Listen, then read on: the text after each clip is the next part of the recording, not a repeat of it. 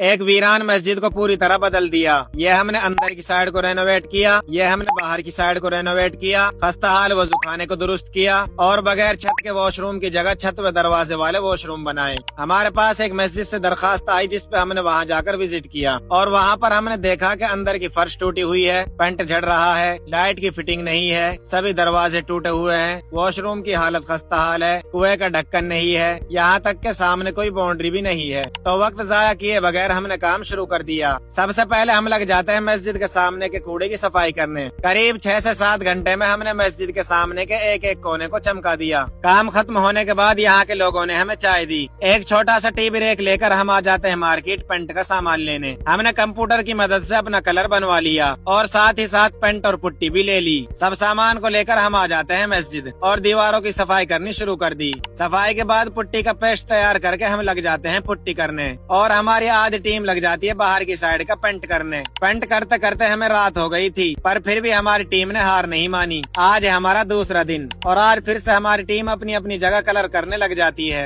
और इस बार सिर्फ 2 ही घंटे में हमने कलर के काम को कंप्लीट कर दिया और कलर होते ही बच्चों को तो मजा ही आ गया। अब बारी है मस्जिद के अंदर बाहर टाइल्स लगाने की। सबसे पहले इसकी पैमाइश करके इसका स्क्वायर फीट निकाला। पूरी मस्जिद का साइज अंदर बाहर से 15 से स्क्वायर फीट निकला है। तो आ जाते हैं मार्केट टाइल्स लेने। काफी देर तलाश करने के बाद हमें हमारी पसंद की टाइल्स मिल ही गई। तो जल्दी से इन्हें गाड़ी में लोड करवा कर चल दिए मस्जिद की तरफ और फिर इनको उतारना शुरू कर दिया। एक और दिन में खुशामदीद। आज का टास्क है सभी दरवाजों को हटाना, क्योंकि अगर हम इन्हें टाइल लगने के बाद हटाएंगे तो ये हमारी टाइल्स को भी नुकसान पहुंचा सकते हैं। तो एक एक करके इनके ऊपर से गिलासेस को उतारा और फिर दरवाजों को हटाना शुरू कर दिया। काफी मेहनत के बाद हमने सभी दरवाजों को हटा दिया और फिर टाइल लगाने का काम शुरू किया। पहले फर्श की चारों तरफ से लेवल निकाली, फिर मसाला और सीमेंट का पानी तैयार करके टाइल्स को लगाना शुरू कर दिया। इधर हमारा टाइल्स का काम चल रहा है तो हम दरवाजों की पैमाइश करके आ जाते हैं मार्केट और यहाँ दरवाजे बनवाने शुरू कर देते हैं। फिर दिन रात की मेहनत के बाद हमारे दरवाजों की चौखटें तो बनकर तैयार हो गई। तो इन्हें रिक्शे में रखवा कर आ जाते हैं मस्जिद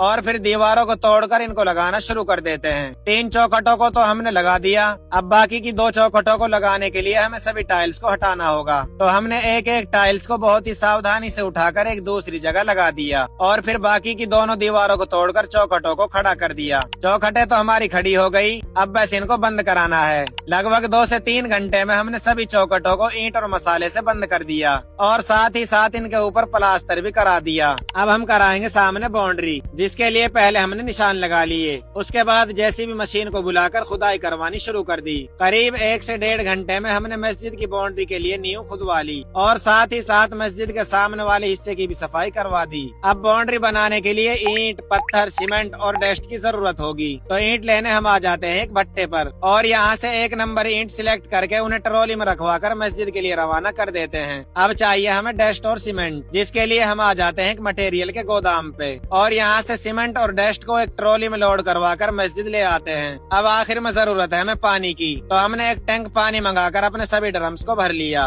और फिर मसाला बनाना शुरू कर दिया। 10-15 तसले हमने डस्ट के डाल लिए और 1 कट्टा सीमेंट डाल के हमने इसको अच्छे से मिक्स कर लिया और फिर पानी डालकर हमारा मसाला भी तैयार हो गया। तो अब लग जाते हैं चिनाई करने और हम अपनी बाउंड्री में पत्थर का यूज इसलिए कर रहे हैं ताकि हमारी बाउंड्री का जो बेस है वो मजबूत रहे। काफी देर की मेहनत के बाद हमारी बाउंड्री का आधा काम तो कंप्लीट हो गया। अब बाकी के काम को हम कल पूरा करेंगे। बाउंड्री बनाने का आज है हमारा दूसरा दिन और आज हमने सबसे पहले बची हुई बाउंड्री को कंप्लीट किया और फिर हमने देखा कि हमारे सामने की जो जगह है वो काफी ऊंची हो गई है, जिसके लिए हमें पहले सीढ़ियां बनानी होंगी। तो सीढ़ियों के लिए जगह की अच्छे से पैमाइश करके हमने काम शुरू कर दिया और काफी देर मेहनत करने के बाद हमारी सीढ़ियां भी बनकर तैयार हो गई। अब हमारा पत्थर का काम तो कंप्लीट हुआ। अब हम कराएंगे इसके ऊपर ईंटों की बाउंड्री और पूरे 2 दिन मेहनत करने के बाद हमने अपने बाउंड्री के काम को कंप्लीट करा लिया और साथ ही साथ इसका प्लास्टर भी करवा दिया। अब बारी है वॉशरूम्स की मरम्मत की। पहले तो हमने इनकी दीवारों को ऊंचा कराया, फिर इसकी छत का सामान लेने हम आ जाते हैं मार्केट और यहाँ से कुछ टुकड़ियाँ, सपोर्ट के लिए एक एंगल और वॉशरूम के लिए दरवाजा ले लेते हैं। फिर मस्जिद पहुँचकर छत डालने का काम शुरू किया। छत तो हमारी डल गई, फिर हमने इसमें फर्श डालकर साथ ही साथ प्लास्टर का काम भी करवा दिया। अब लग जाते हैं मीनार लगाने में। सबसे पहले हमने मीनार के एक एक हिस्से को ऊपर पहुंचाया, फिर इनकी पैमाइश करके खड़ा कर दिया, फिर साथ ही साथ इनके अंदर सरिये गाड़कर कंक्रीट का मसाला भी डाल दिया ताकि मीनार का स्ट्रक्चर मजबूत रहे। फाइनली हमारी मीनार लगकर तैयार हो गई और आज से कुछ दिन पहले जो हमने अपना टाइल्स का काम शुरू किया था वो फाइनली बहुत ही मेहनत और मुशक्कत के बाद कंप्लीट हो गया, क्योंकि बीच में हमारी लाइट खराब हो गई थी तो काम को जारी रखने के लिए हमें जनरेटर को मंगाना पड़ा और साथ ही टाइल्स भी कम पड़ गई थी, जिसके लिए हमें दोबारा गोदाम पर जाना पड़ा था। अब बारी आती है दरवाजों को लगाने की, तो दिन रात मेहनत करने के बाद हमने अपने सभी दरवाजों को लगा दिया और जो हमने सामने बाउंड्री बनाई थी उसमें भी एक गेट लगाना है। तो जगह की पैमाइश करके हम आ जाते हैं गेट बनवाने। एक एक चीज की कटिंग करके इनको वेल्ड करवाकर हमने गेट तैयार करा लिया और फिर मस्जिद पहुंचकर इसे लगाने का काम शुरू किया। सबसे पहले हॉल पासिस के लिए दोनों साइड खुदाई की और फिर गेट को खड़ा करके इनको हॉल पासिस को मसाले से सेट कर दिया। फाइनली गेट भी लगकर तैयार हो गया। अब बारी है वजू खाने की। सबसे पहले हमें इन पुरानी शीट्स को उतारना होगा क्योंकि ये जगह जगह से टूटी हुई हैं। तो पहले इनके ऊपर से ईंटों को हटाया और फिर एक एक करके सभी शीट्स और इंगल्स को उतार दिया।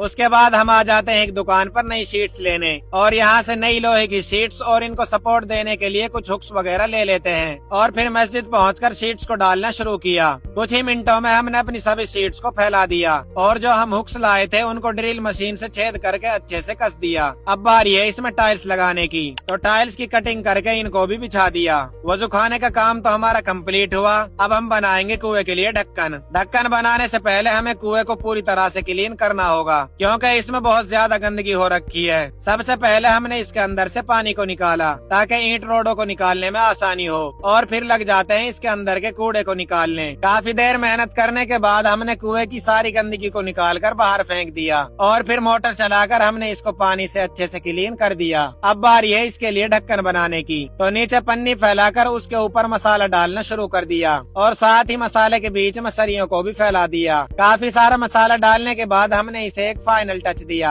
और फिर इसे सूखने के लिए छोड़ दिया। अब हमारा मेन काम बचता है पानी और बिजली फिटिंग का। सबसे पहले हम करेंगे पानी की फिटिंग। तो पहले पाइप्स को ऊपर पहुंचाया और फिर इनकी कटिंग करके इनको आपस में जॉइंट कर दिया और साथ ही हमारे वजू खाने की जो टूटियां टूटी हुई थी उनको हटाकर नई टूटियां लगा दी। इस तरह हमारा पानी फिटिंग का काम तो कंप्लीट हुआ। फिर आ जाते हैं मार्केट लाइट फिटिंग का सामान लेने और यहाँ से सभी सामान को लेकर आ जाते हैं मस्जिद पर। पहले हमने पुराने बोर्ड्स को हटाया और फिर सभी फट्टियों को लगा दिया। फिर इनके अंदर वायर डालकर इनको बोर्ड से कनेक्ट कर दिया और इधर साइड हमने अपनी एमसीबी को लगा दिया और साथ ही साथ अंदर बाहर कई बल्ब होल्डर भी लगा दिए और इस तरह हमारा बिजली फिटिंग का काम भी कंप्लीट हो गया। अब हमारा लास्ट एंड फाइनल काम बचता है डेकोरेशन का। सबसे पहले हम लगाएंगे मस्जिद के चारों तरफ पेड़ पौधे, जिसके लिए हम आ जाते हैं मार्केट और यहाँ से सभी तरह के पेड़ पौधे और कुछ गमले वगैरह खरीद लेते हैं। सभी पौधों को गाड़ी में रखकर हम आ जाते हैं मस्जिद और फिर इन्हें उतार कर हम लग गए इन्हें लगाने। पहले हमने एक एक पेड़ के लिए निशान लगाकर गड्ढे कर लिए और फिर इनके ऊपर से पन्नी को हटाकर इनको लगाना शुरू कर दिया। लगातार 2-3 घंटे मेहनत करने के बाद हमने अपने सभी पेड़ पौधों को लगा दिया। अब चाहिए हमें मस्जिद के लिए जरूरी सामान, जिसके लिए हमें दोबारा मार्केट आना पड़ा। पहले हमने एक दुकान से टोपी, मिसवाक, लोटे और मुसल्ला वगैरह ले लिए और फिर एक दूसरी दुकान से डस्टबिन, वाइपर वगैरह भी ले लिए और फिर मस्जिद पहुंचकर एक एक चीज को उनकी जगह पर अच्छे से सेट कर दिया। आपने देखा होगा आज से कुछ दिन पहले जब हम यहाँ आए थे तो मस्जिद की हालत बहुत ही खस्ता हाल थी। ना यहाँ पे मुकम्मल वॉशरूम थे, ना यहाँ पे दुरुस्त वजू खाना था, ना यहाँ पे अच्छा सहन था, ना यहाँ पे पानी और बिजली की फिटिंग थी, ना यहाँ पे कोई चार दीवारी थी और ना यहाँ पे बच्चों के पढ़ने की कोई सहूलियत थी। और अब अल्हम्दुलिल्लाह साफ सुथरे वॉशरूम भी है, अच्छा वजू खाना भी है, अंदर बाहर खूबसूरत सहन भी है, पानी व बिजली की फिटिंग भी है, गेट व चार दीवारी भी है और अल्हम्दुलिल्लाह बच्चों के पढ़ने की पूरी सहूलियत भी है। और ये सब कुछ हो पाया आप लोगों की सपोर्ट की वजह से। और आपको बता दूं कि हमें सोशल मीडिया से जो फायदा मिलता है यूट्यूब या दीगर प्लेटफॉर्म से, वो हम इसी कामों में लगाते हैं। हमारा सफर उससे आसान हो जाता है। हमारी यही कोशिश है कि बड़ी फैमिली बने, ज्यादा लोग देखें, ज्यादा लोग जुड़ें, ताकि ज्यादा काम हम कर सकें। तो उसके लिए आपने फॉलो भी करना है, यूट्यूब चैनल को भी सब्सक्राइब करना है और साथ में इस वीडियो को शेयर करना है अपने दोस्तों के साथ।